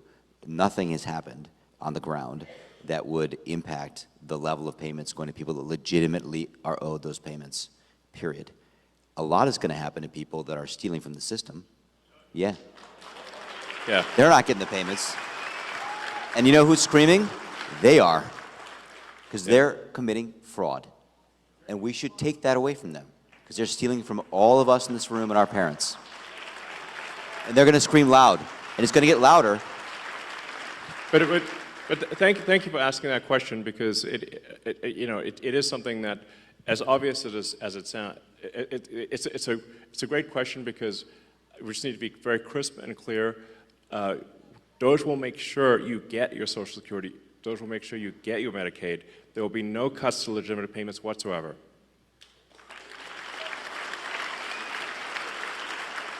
I'd like to go last if it's okay with the other gentleman. Would you like to go, sir? No. Please go. Thank you. Mr. Musk, thank you so much for coming to Wisconsin.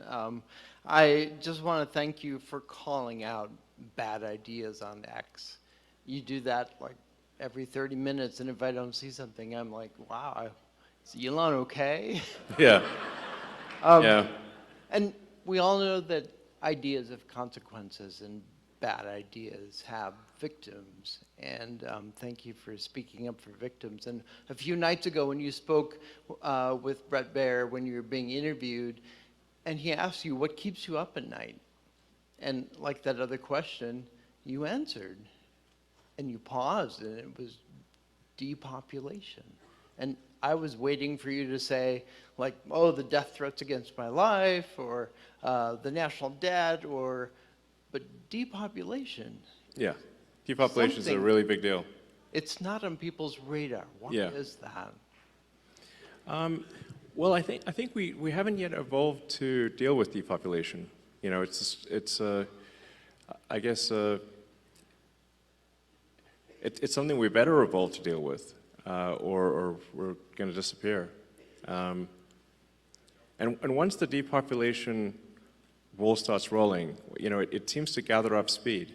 I mean, you can look at sort of cases like Korea and Japan, which are, you know, much further ahead or behind, depending on how you look at it. But like the population decline there is much worse. Japan is an absolute population decline, so they're losing about, I think, roughly 1 million people a year of population, and that's going to accelerate. Korea has only a third replacement rate, which means that in 3 generations, the country will be 3 or 4% of its current size. Like basically, all that'll be left is a small portion of the capital city. So, and I keep waiting for the birth rate to turn around, but it doesn't.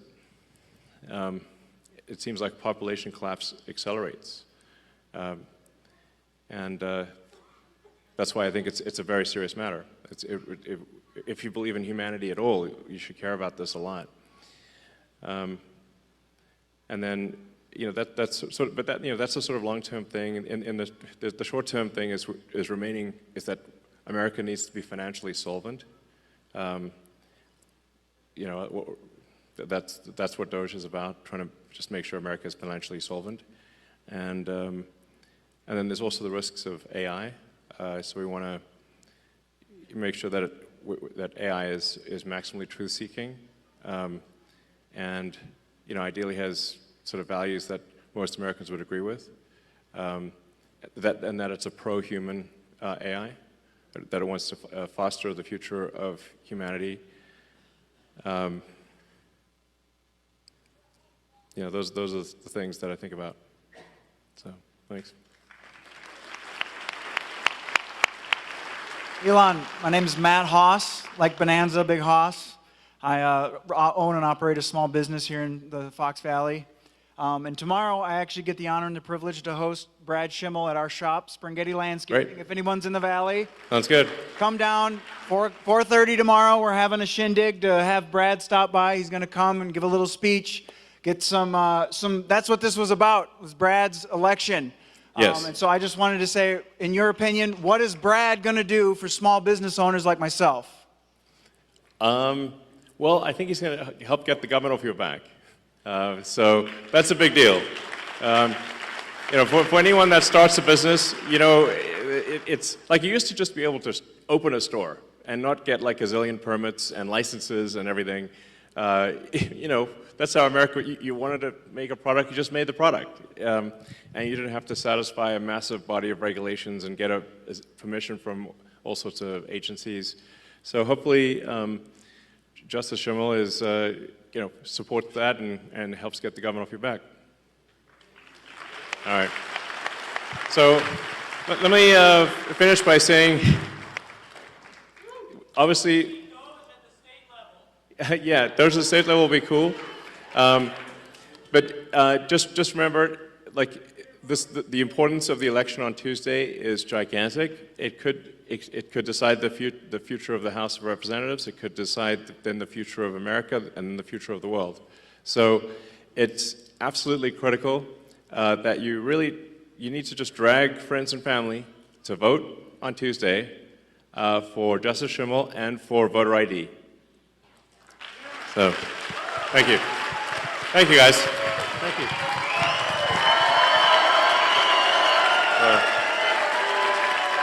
Thank you.